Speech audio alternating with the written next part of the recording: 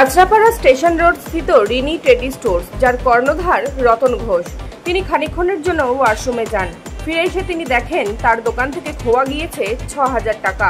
পরবর্তীতে তিনি camera check করলে দেখতে পান তিনি ওয়াশরুমে যাওয়ার পর এক মহিলা ক্যাশ বাক্স থেকে সেই টাকা নিয়ে চম্পট দিয়েছে। দেখুন সেই চিত্র।